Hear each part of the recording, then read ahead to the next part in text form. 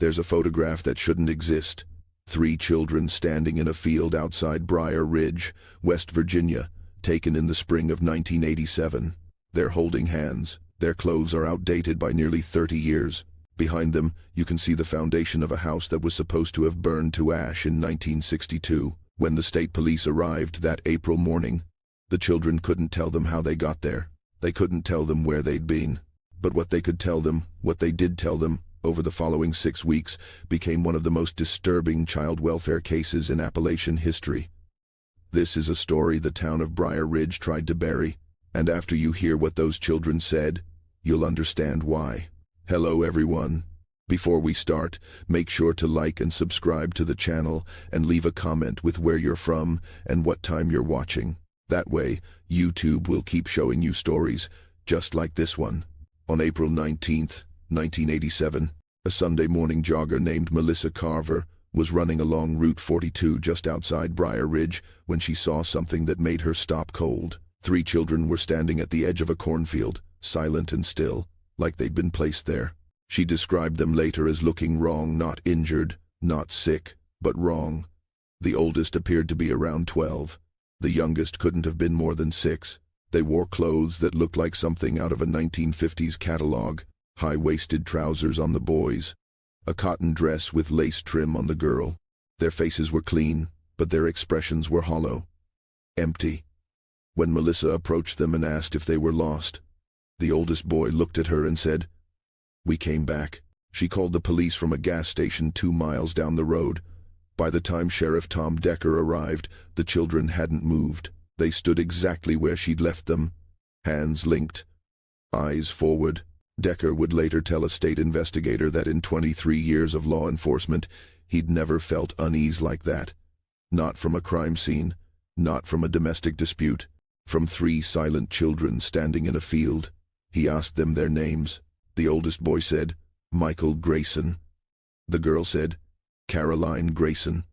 The youngest said, "Samuel Grayson."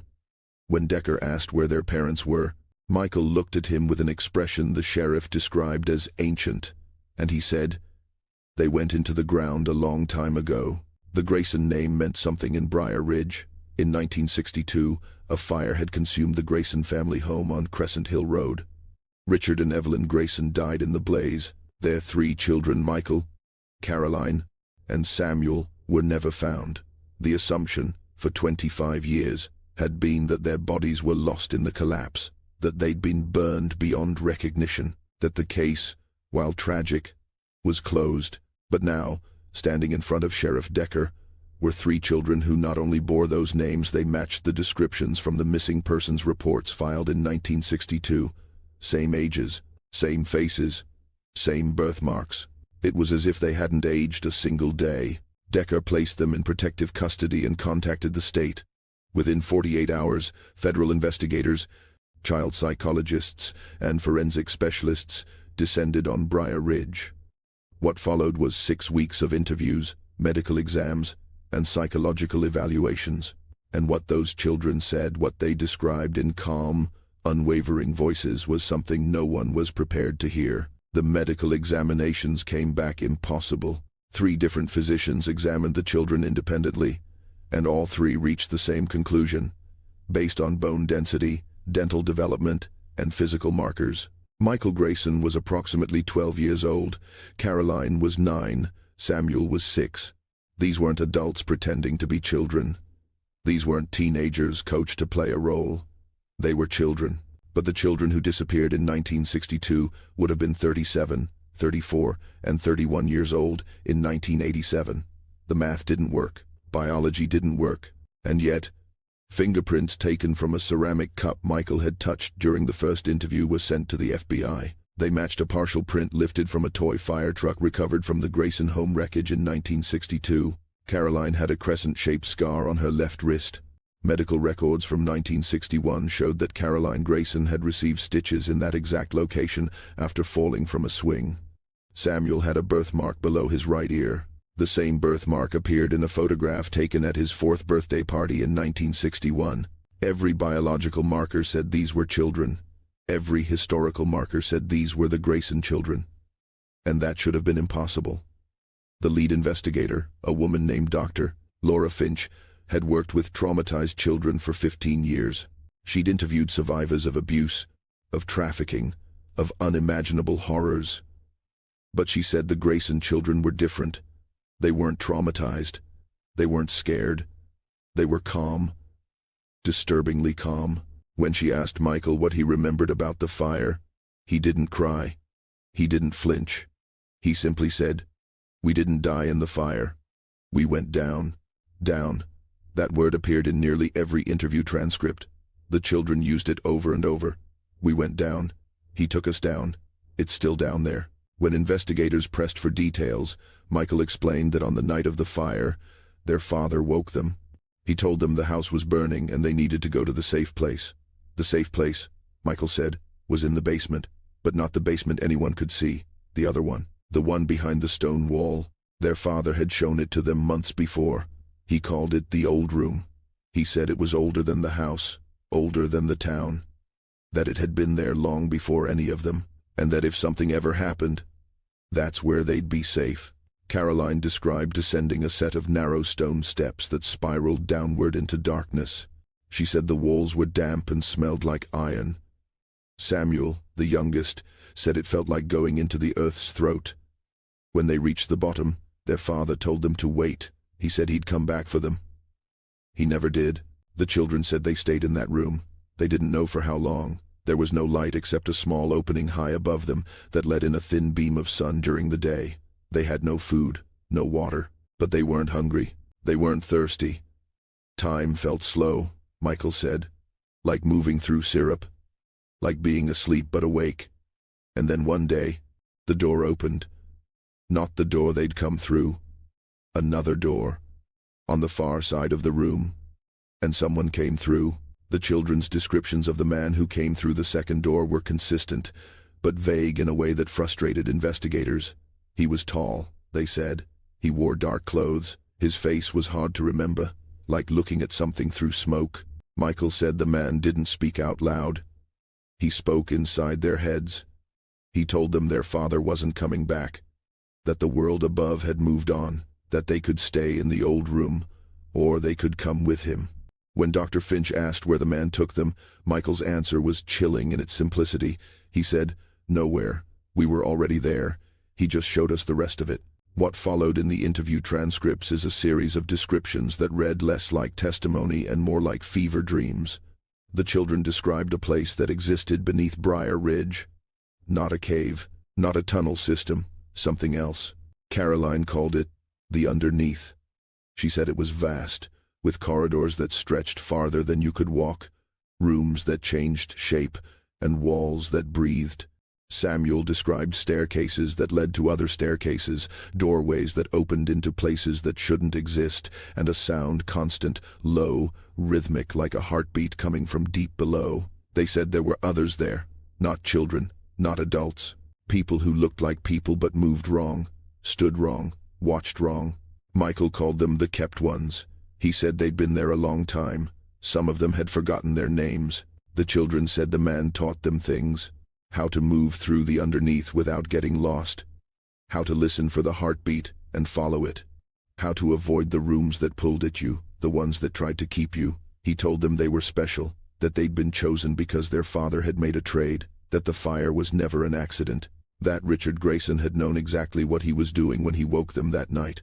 When Dr. Finch asked what kind of trade, Michael looked at her with an expression she described as unbearably sad, and he said, "Us. He traded us, so the town would keep growing." Investigators initially believed this was a case of extreme psychological manipulation, that someone had abducted the Grayson children in 1962, kept them in an underground location, perhaps a bunker or basement network, and subjected them to prolonged conditioning and abuse that fractured their sense of reality. It would explain the distorted memories, the strange language, the calm detachment. But it didn't explain the medical evidence. It didn't explain how 3 children abducted at ages 12, 9, and 6 were still biologically 12, 9, and 6, 25 years later. And it didn't explain what happened when investigators went to the site of the original Grayson home. The property had been abandoned since the fire. The foundation was still there, cracked and overgrown with weeds, but intact. On May 2nd, 1987, a team of forensic archaeologists and structural engineers arrived to examine the basement. They found the remains of the original cellar: charred wood, collapsed stone, ash. But when they began excavating the northwest corner where Michael said the hidden room had been, they found something else: a seam in the stone. A vertical crack, roughly 6 feet tall, that didn't match the surrounding masonry. When they pried it open, they found a narrow passageway descending into darkness. The air that came out was cold, stale, ancient, and it smelled, according to the lead engineer, like iron and earth and something else, something rotting. They sent a camera down.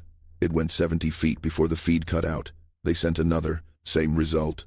On the third attempt, the camera captured something before the signal died: a doorway, carved into the stone, and above it, symbols, not English, not any language anyone on the team recognized. No one went down into that passageway. That decision came from the top. Federal authorities, after reviewing the camera footage and consulting with structural experts, declared the site unstable and potentially hazardous. The opening was sealed with concrete on May 9, 1987. The official reason given was safety. The unofficial reason, according to a retired agent who spoke to a journalist in 2004, was that no one wanted to know what was down there. Because if the children were telling the truth, if even a fraction of what they described was real, then it meant something had been living beneath Briar Ridge for a very long time, and it meant Richard Grayson had known about it. Investigators began digging into Richard Grayson's background. What they found painted a picture of a man obsessed. In the months before the fire, Richard had withdrawn from social activities. He'd stopped going to church. He'd begun spending hours in the town's historical society, poring over old maps and records. A librarian remembered him asking about the town's founding, about the original settlers, about what had been there before the town existed. He'd checked out books on local folklore, on Native American legends of the region, on geological surveys. And in the weeks before his death, he'd told his wife Evelyn something that she'd mentioned to her sister in a phone call. He'd said that Briar Ridge was built on a bad foundation, that the town had made a deal a long time ago, that someone had to keep paying. Evelyn's sister, Martha Hollis, was interviewed in June of 1987. She was 71 years old and still lived in Briar Ridge. She told investigators that her sister had been terrified in the weeks before the fire, that Richard had changed, that he'd become distant, obsessive, paranoid. He'd started locking the children's bedroom doors at night. He'd installed extra locks on the basement door. He'd told Evelyn that something was waking up, that it was hungry, and that if he didn't do something, it would take more than just his family. When Martha asked what he meant, Evelyn couldn't explain. She only said that Richard believed the town owed a debt, and that he'd found a way to pay it. The fire that killed Richard and Evelyn Grayson was ruled accidental in 1962. Faulty wiring, the report said.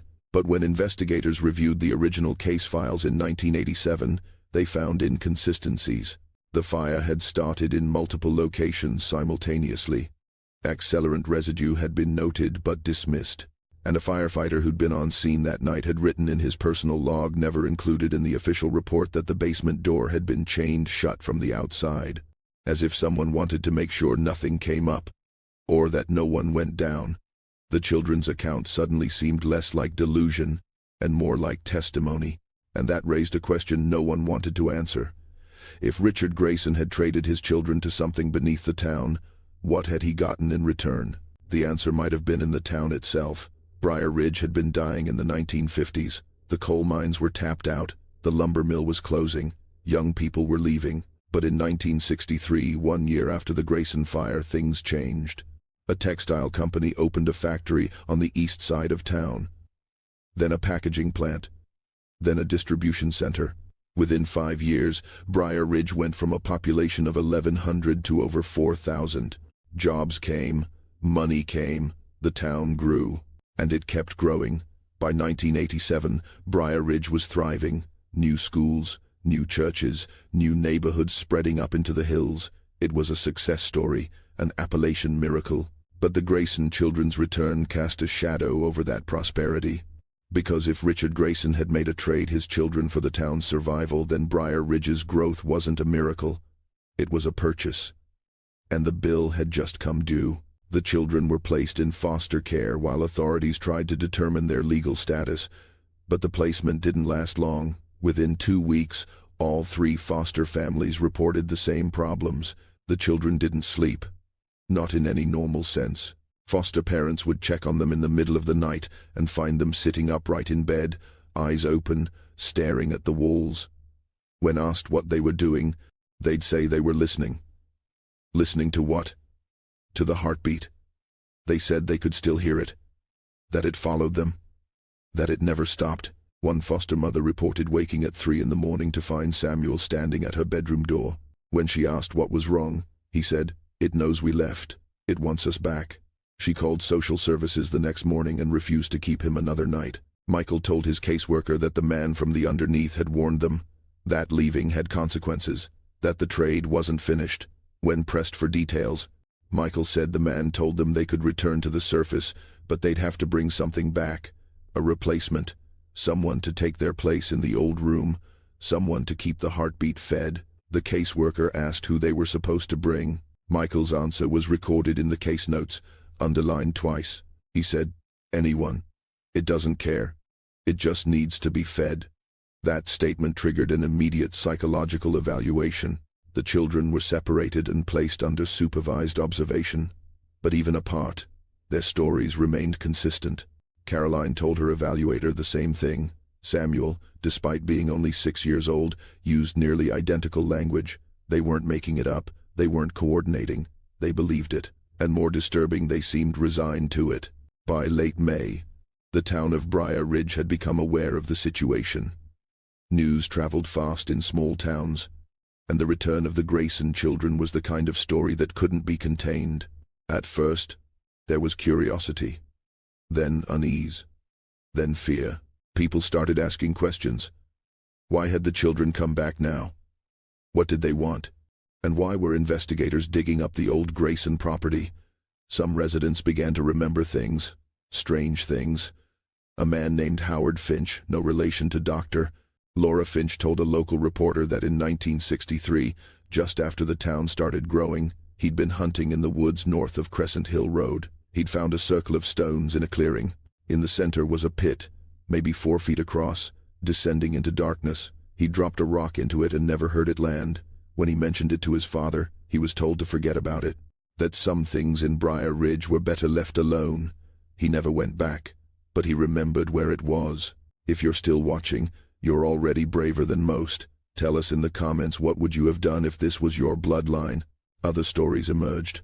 A woman named Grace Pruitt said her grandfather had been one of the original town founders, that he'd kept a journal she'd found in his attic after he died. In it, he'd written about the old agreement. He didn't explain what it was, but he'd written that the town's survival depended on it being honored, that the land demanded payment, that every generation had to remember. When Grace tried to show the journal to a historian in the 1970s, it had vanished from her attic. She never found it again. A retired schoolteacher named Benjamin Tate said that in the 1940s, when he was a boy, his father had taken him to a town meeting in the basement of the old courthouse. He wasn't supposed to be there, but he'd hidden behind a stack of chairs and listened. The men were talking about the underneath, about keeping it quiet, about making sure the children stayed away from certain places, about what would happen if the compact was ever broken. Tate said he didn't understand it at the time, but after the Grayson children returned, he understood perfectly. The town had always known. On June 7, 1987, Michael Grayson vanished from his group home. He'd been under constant supervision, but sometime between bed check at 10 p.m. and the morning shift change at 6 a.m., he disappeared. His window was locked from the inside. His door was monitored. There was no sign of forced entry or exit. He was simply gone. The search began immediately. Police, volunteers, tracking dogs, they combed the area for 3 days. On the morning of June 10th, a jogger found him. He was standing in the same cornfield where the children had first been discovered. Same spot, same position, hands at his sides, eyes forward, expression empty. When police arrived, Michael didn't resist. He didn't run. He let them take him back. But when Dr. Finch interviewed him later that day, He told her something that made her stop the recording twice to compose herself. He said he'd gone back down, that the door had opened for him, that the man was waiting, and that the man had given him a choice: bring back what was owed, or all three of them would have to return permanently. Michael said he'd chosen to come back up to warn them. He said they had until the end of summer.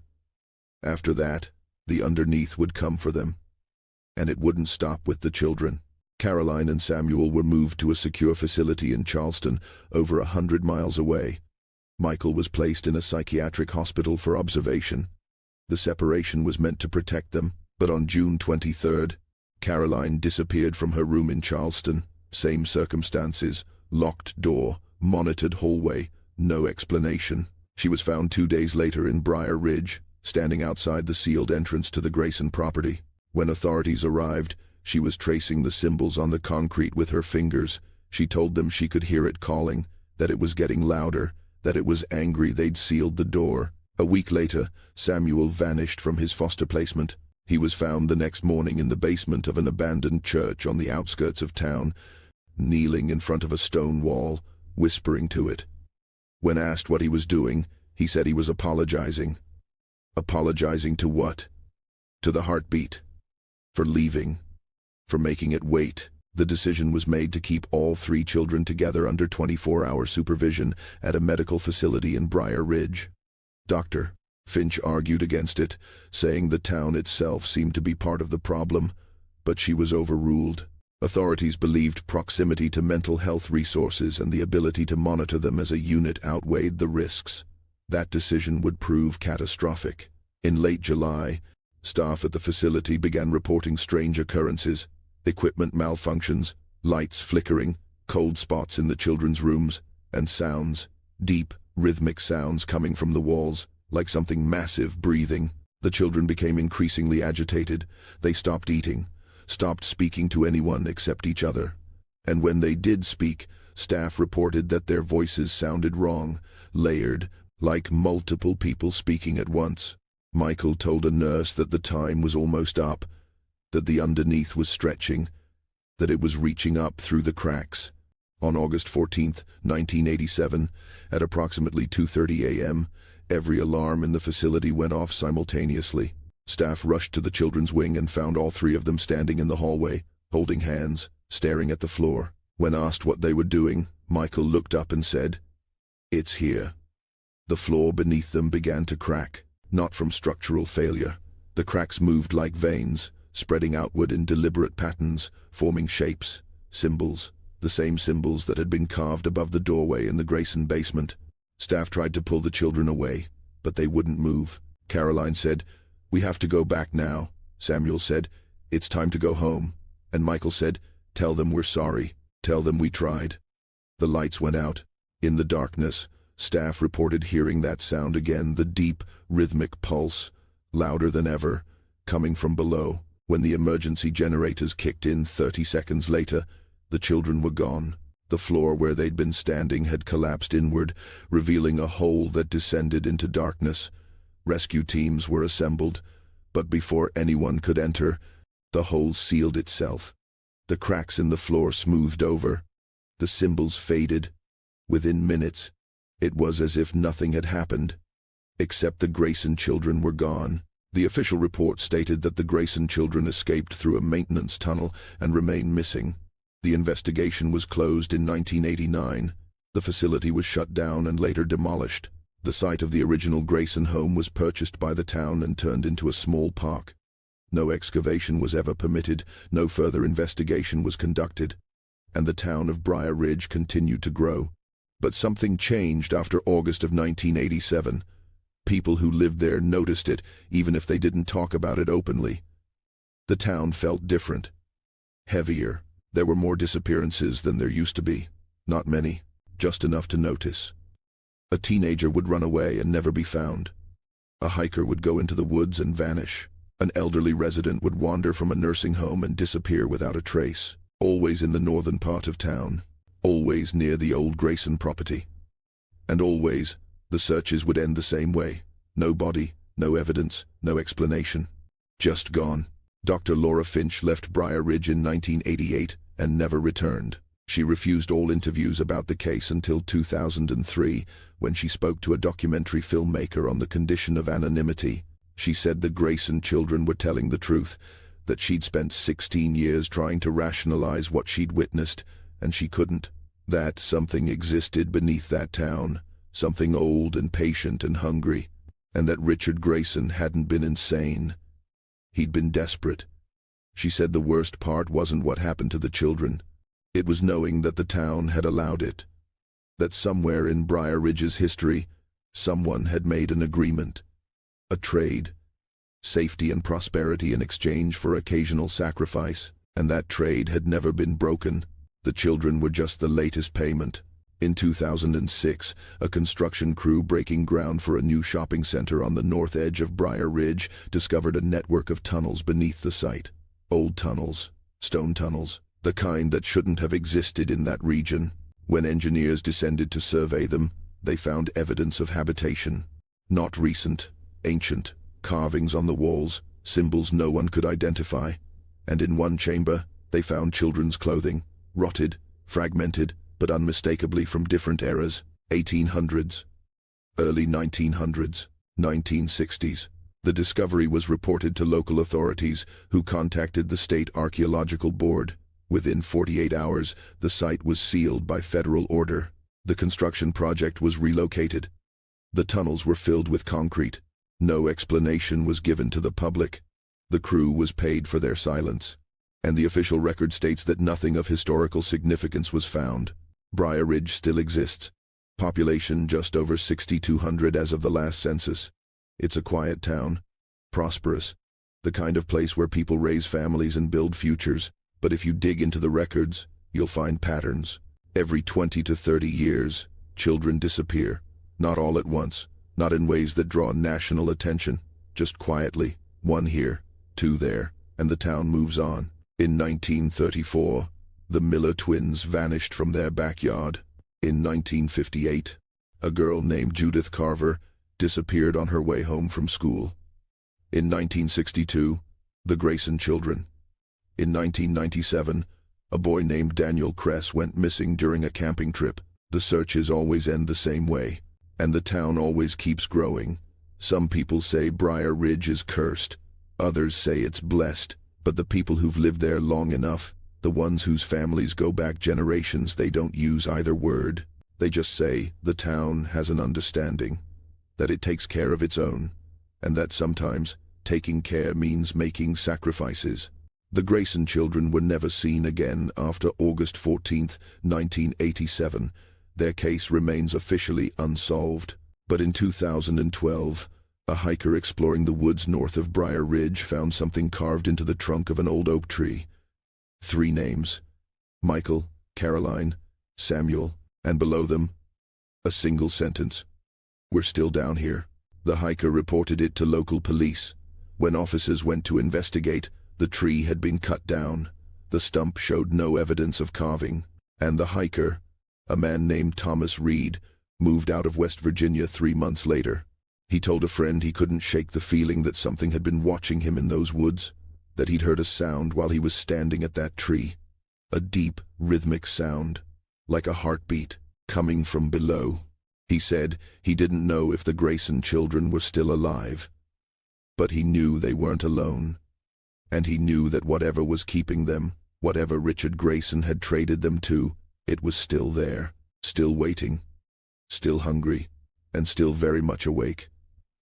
The town of Briar Ridge doesn't talk about the Grayson children anymore, but on quiet nights, when the wind moves through the hills and the houses settle into darkness, some people say you can still hear it, that deep, rhythmic pulse, the heartbeat of something old, something that lives in the spaces beneath the world, something that remembers every deal ever made, and something that always collects what it's owed.